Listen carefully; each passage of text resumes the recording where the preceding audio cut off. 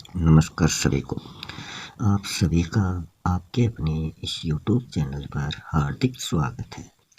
आज हम एनसीईआरटी हिंदी पुस्तक कक्षा 11 की जो आरोह भाग 1 पुस्तक है उसका अध्याय नंबर 1 प्रस्तुत कर रहे हैं। इस अध्याय के जो लेखक हैं वो हैं श्री प्रेमचंद जी। पहले हम इनका जीवन परिचय पढ़ते हैं। प्रेमचंद जी का जो मूल नाम है वो था धनपत राय। इनका जन्म सन 1880 को लहमी गांव उत्तर प्रदेश में हुआ था। इनकी प्रमुख रचनाएं हैं सेवा सदन, प्रेमाश्रम, रंगभूमि, निर्मला, कायाकल्प, गबन, कर्मभूमि, गोदान, ये इनके उपन्यास हैं। सोजे वतन, मानसरोवर, आठ खंड, गुप्त धन, ये इनके कहानी संग्रह हैं। करबला, संग्राम, प्रेम की देवी, ये प्रेमचंद द्वारा रचित प्रमुख नाटक हैं। कुछ विचार, विविध प्रसंग, ये इनके निबंध संग्रह माने जाते हैं। प्रेमचंद जी हिंदी कथा साहित्य के शिखर पुरुष माने जाते हैं। कथा साहित्य के इस शिखर पुरुष का बचपन अभाव में बीता था। स्कूली शिक्षा पूरी करने के बाद पारिवारिक समस्याओं के कारण जैसे तैसे बीए तक की पढ़ाई इन्होंने की थी। अंग्रेजी में एमए करना चाहते थे, लेकिन जीवन यापन के लिए इनको नौकरी करनी पड़ी थी। इनकी आर्थिक स्थिति थोड़ी ढीली चल रही थी। सरकारी नौकरी मिली भी, लेकिन महात्मा गांधी के असहयोग आंदोलन में सक्रिय होने के कारण इनको त्यागपत्र देना पड़ा। राष्ट्रीय आंदोलन से जुड़ने के बावजूद लेखन कार्य सुचारू रूप से चलता रहा। पत्नी शिवरानी देवी के साथ अंग्रेजों के खिलाफ आंदोलनों में हिस्सा लेते रहे। उनके जीवन का राजनीतिक संघर्ष उनकी रचनाओं में सामाजिक संघर्ष बनकर सामने आया, जिसमें जीवन का यथार्थ और आदर्श दोनों दिखाया गया है।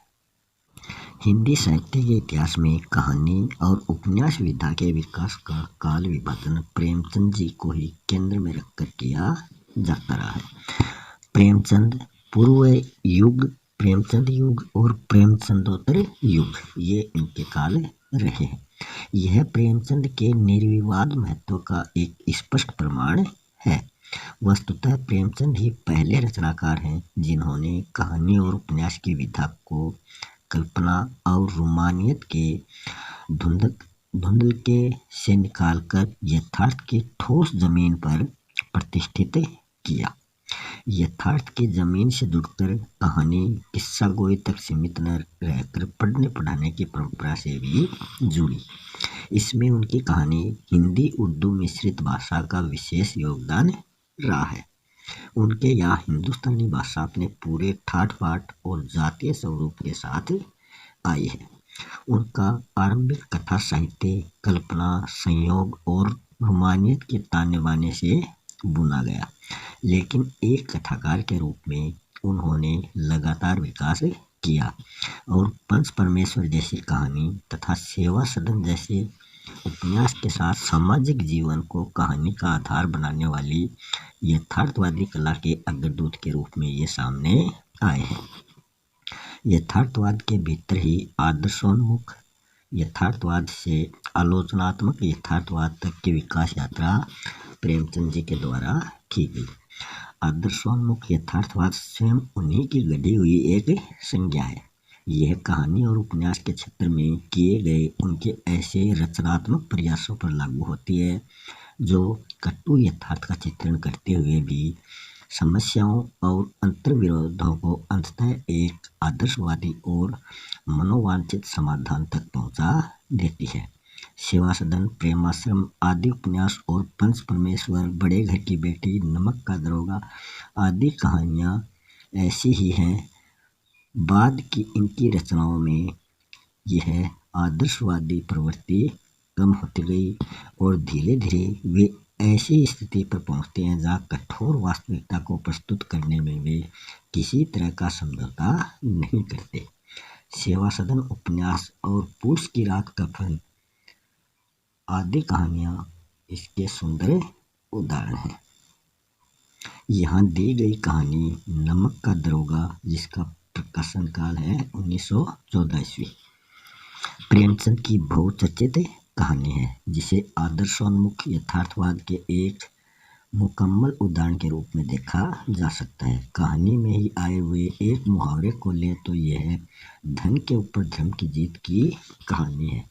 धन और धर्म को हम क्रमशः धन को तो सद्वर्ती और असद्वर्ती, बुराई और अच्छाई, असत्य और सत्य इत्यादि भी कह सकते हैं। धर्म और धन इन दोनों में अंतर बताया गया। कहानी में इसका प्रतिनिधित्व क्रमशः पंडित अलोपीदीन और मुंशी बंशीधर नामक पात्रों ने किया है। ईमानदार कर्मयोगी मुंशी बंशीधर को खरीदने के लिए असफल रहने के बाद पंडित अलोपीदीन अपने धन की महिमा का उपयोग कर उन्हें नौकरी से मुअत्तल करा देता है, मतलब निकलवा देता है, लेकिन अंततः सत्य के आगे उसका सिर झुक जाता है।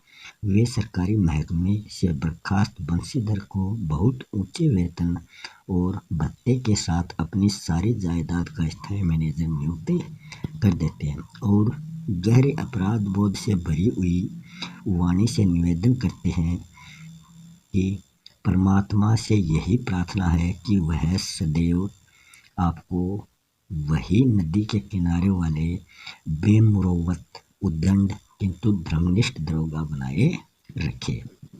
कहानी के इस अंतिम प्रसंग से पहले तक की समस्त घटनाएं प्रशासनिक और न्यायिक व्यवस्था में व्याप्त भ्रष्टाचार तथा उस भ्रष्टाचार की व्याप्त सामाजिक स्वीकार्यता को अत्यंत साहसिक तरीके से हमारे सामने उजागर करती हैं। ईमानदार व्यक्ति के अभिमन्यु के समान निहत्थे और अकेले पड़ते जाने की यथार्थ तस्वीर इस कहानी की बहुत बड़ी खूबी रही है। किंतु प्रेमचंद जी इस संदेश पर कहानी को ख़त्म नहीं करना चाहते, क्योंकि उस दौर में वे मानते थे कि ऐसा यथार्थवाद हमको निराशावादी बना देगा। मानव चरित्र पर से हमारा विश्वास उठ जाता है, हमको चारों तरफ बुराई बुराई नजर आने लगती है। उपन्यास शीर्षक निबंध से इसलिए कहानी का अंत सत्य की जीत के साथ होता है। अब हम इस पाठ में आए हुए कठिन शब्दों के अर्थ जान लेते हैं। बरकंदाजी मतलब बंदूक लेकर चलने वाला सिपाही या चौकीदार। सदावर्त होता है हमेशा अन्न बांटने का वर्थ। मुख्तार होता है कलेक्टरी में वकील से कम दर्जे का वकील। अलौकिक होता है दिखाई न देने वाला। कातर होता है परेशान या दुखी। अमले होता है कर्मचारी मंडल या नौकर चाकर। अर्दली किसी बड़े अफसर के साथ रहने वाला खास चपरासी। तजवीज राय या निर्णय। अकारत व्यर्थ पश्चिमी मतलब पश्चिमी। अन्य शब्दार्थ हैं छल प्रपंच, धोखे व कपट से भरा कार्य। प्राबल्य मतलब शक्ति। पोबारा मतलब सभी ओर से लाभ। बरकंदाजी चौकीदार। खगार मतलब ऊंचा किनारा। बरकत मतलब बढ़ोतरी। शकुन शुभ चिन्ह। कलवार शराब बनाने वाला। जो शब्द शुद्धि में चीन आता है ये वो इसी तरह लिखा जाता है, न कि ची है हलंत है और न पूरा है, ना कि चिन्ह नहीं होता, ची न है नहीं होता, ची हन होता है के नीचे हलंत होता है। मल्लाह नाविक। लिहाफ रजाई। सदावर्त सदैवन बांटने वाला। अल्लड़ अनुभवहीन। अमले कर्मचारी मंडल। तजवीज राय। मुख्तार कलेक्टरी में वकील से कम दर्जे का वकील। मुअत्तली निलंबन। बेमुरौवत सहानुभूति पश्चिमी पश्चिमी। अब हम इस पाठ में आए हुए क्वेश्चन आंसर शुरू कर रहे हैं। नमक का दरोगा जो कहानी है वो किस पर आधारित है, तो वो है आदर्शोन्मुख यथार्थवाद पर आधारित। वंशीधर के पिता नौकरी के ओहदे को मानते थे पीर की मजार। वंशीधर के पिता मासिक वेतन व ऊपरी आय में क्या अंतर बताया था उन्होंने। मासिक वेतन को उन्होंने पूर्णमासी का चांद कहा और ऊपरी आय को उन्होंने बहता झरना कहा। संसार में वंशीधर ने अपना मित्र पथ प्रदर्शक व सहायक किसे माना। अपना मित्र धैर्य को माना, पथ प्रदर्शक बुद्धि को माना और सहायक अपने आत्मावलंबन को माना। वंशीधर को नौकरी मिली थी नमक विभाग में दारोगा की।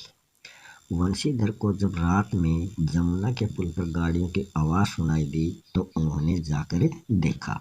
क्या देखा? दातागंज के पंडित अलोपीदीन चोरी छिपे कलकत्ता नमक ले जा रहे थे। वंशीधर ने सभी गाड़ियों को हिरासत में लेने का आदेश दिया। जमादार बदलू सिंह को, जो उनका सहायक कर्मचारी था। पंडित अलोपीदीन न्याय व नीति को मानते थे लक्ष्मी के खिलौने। धर्म ने धन को पैरों तले कुचला। जब अलोपीदीन ने 40,000 रुपये वंशीधर को देने चाहे तो उन्होंने उनको ठुकरा दिया। अदालत में हुए धर्म व धन के युद्ध में किसकी जीत होती है? तो वो होती है धन की जीत। अदालत के डिप्टी मजिस्ट्रेट ने क्या फैसला सुनाया कि अलोपीदीन के विरुद्ध पेश किए गए प्रमाण निर्मूल व भ्रमात्मक हैं। वंशीधर की उद्दंडता और विचारहीनता के कारण एक भले मनुष्य को कष्ट झेलना पड़ा। मुंशी वंशीधर की नौकरी जाने के 1 सप्ताह बाद उनके घर पर पधारे थे। कौन? पंडित अलोपीदीन। ईश्वर निसंतान चाहे रखे पर ऐसी संतान किसी को न दे। वंशीधर ने अलोपीदीन को अपने बेटे की ईमानदारी के लिए कहा। मुंशी वंशीधर ने जब पंडित अलोपीदीन के स्टाम्प को पढ़ा तो उसकी आंखों में आंसू आ गए। उस स्टाम्प में लिखा था कि अलोपीदीन उसे अपनी सारी जायदाद का स्थायी मैनेजर नियुक्त कर रहे हैं और 6,000 रुपये महीना तनख्वाह और अतिरिक्त खर्च देना भी उसमें स्वीकार किया गया था। अब सौभाग्य और सुअवसर ने मुझे वह मोती दिया है जिसके सामने योग्यता व विद्वता की चमक फीकी पड़ जाती है। अलोपीदीन ने वह मोती किसे बताया? वो बताया मुंशी वंशीधर को। तो इस अध्याय के सभी महत्वपूर्ण क्वेश्चन आंसर कंप्लीट हो चुके हैं। अब शुरू करते हैं अध्याय नंबर 2। अध्याय नंबर 2 है मियाँ नसीरुद्दीन, जिसके रचयिता हैं कृष्णा सोबती। पहले हम इनका जीवन परिचय देखते हैं। कृष्णा सोबती का जन्म 18 फरवरी 1925 ईस्वी को गुजरात, जो पश्चिमी पंजाब वर्तमान पाकिस्तान में है, वहाँ होता है। फिर हम इनकी रचनाएं पढ़ते हैं। रचनाओं में है जिंदगी नामा, दिलोदानिश, ए लड़की, समय सरगम, ये तो इनके उपन्यास हैं। डार्क से बिछुड़ी, मित्रों मर्दानी, बादलों के घेरे, सूरजमुखी अंधेरे के, ये इनके कहानी संग्रह। हम हसमत, शब्दों के आलोक में, ये इनके शब्द चित्र और संस्मरण है। इनको प्रमुख सम्मान मिला था साहित्य अकादमी सम्मान, हिंदी अकादमी का सलाहका सम्मान, साहित्य अकादमी की 72 सदस्यता सहित अनेक राष्ट्रीय पुरस्कार इनको प्राप्त हुए थे। इनकी मृत्यु 25 जनवरी 2019 को होती है। हिंदी कथा साहित्य में कृष्णा सोबती की विशिष्ट पहचान है। वे मानती हैं कि कम लिखना विशिष्ट लिखना है। यही कारण है कि उनके संयमित लेखन और साफ सुथरी रचनात्मकता ने अपना एक नित्य नया पाठक वर्ग बनाया है। उनके कई उपन्यासों, लंबी कहानियों और संस्मरणों ने हिंदी के साहित्यिक संसार में अपनी दीर्घजीवी उपस्थिति सुनिश्चित की है। उन्होंने हिंदी साहित्य को कई ऐसे यादगार चरित्र दिए हैं जिन्हें अमर कहा जा सकता है, जैसे मित्रों, साहनी, हसमत आदि। भारत पाकिस्तान पर जिन लेखकों ने हिंदी में कालजयी रचनाएं लिखी, उनमें कृष्णा सोबती का नाम पहली कतार में रखा जाएगा। बल्कि यह कहना उचित होगा कि यशपाल ने झूठा सच, राय मासूम रजा ने आधा गांव और भीष्म साहनी ने तमस के साथ साथ कृष्णा सोबती का जिंदगी नामा इस प्रसंग में एक विशिष्ट उपलब्धि मानी जाती है। संस्मरण के क्षेत्र में हम हसमत शीर्षक से उनकी कृति का विशिष्ट स्थान है। जिसमें अपने ही एक दूसरे व्यक्तित्व के रूप में उन्होंने हसमत नामक चरित्र का सर्जन कर एक अद्भुत प्रयोग का उदाहरण प्रस्तुत किया है। कृष्णा जी के भाषिक प्रयोग में भी विविधता देखने को मिलती है। उन्होंने हिंदी की कथा भाषा को एक विलक्षण ताजगी दी है। संस्कृतनिष्ठ तत्समता, उर्दू का बागपन, पंजाबी की जिंदादिली, ये सब एक साथ उनकी रचनाओं में मौजूद है।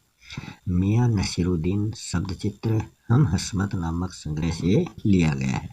इसमें खानदाई नानबाई मियां नसीरुद्दीन के व्यक्तित्व, रुचियों और स्वभाव का शब्द चित्र खींचा गया है। मियां नसीरुद्दीन अपने मसीहाई अंदाज से रोटी पकाने की कला और उसमें अपने खानदानी महारत को बताते हैं। वे ऐसे इंसान का भी प्रतिनिधित्व करते हैं जो अपने पेशे को कला का दर्जा देते हैं और करके सीखने को असली हुनर मानते हैं। अब हम इस पाठ में आए हुए कठिन शब्दों को जान लेते हैं। नानबाई होता है तरह तरह की रोटी बनाने बेचने का काम करने वाला। काया मतलब धूर्त चालाक, पेशानी, माथा या मस्तक, अखबार नवीस, पत्रकार, खुराफात, शरारत, इल्म, जानकारी, ज्ञान, विद्या, नगीना साज, नगीना जड़ने वाला, मीना साज, मीनाकारी करने वाला, रंगरेज, कपड़े रंगने वाला, वालिद, पिता, अख्तियार करना, अपनाना, मरहूम, जिसकी मृत्यु हो चुकी हो, मोहलत, कार्य विशेष के लिए मिलने वाला समय, लम्हा भर, क्षण भर, नसीहत, सीख या शिक्षा, बजा फरमाना, ठीक बात कहना, शागिर्द, शिष्य, परवान करना, उन्नति की तरफ बढ़ना, जमात, कक्षा, श्रेणी, रुखाई, उपेक्षित भाव, दरेरा, घूरकर देखा, रुमाली, एक प्रकार की रोटी जो रुमाल की तरह बड़ी और बहुत पतली होती है, जहमत उठाना, तकलीफ, झंझट, कष्ट, मजमून, मामला या विषय। अब हम इस पाठ में आए हुए प्रश्न आंसर देखते हैं।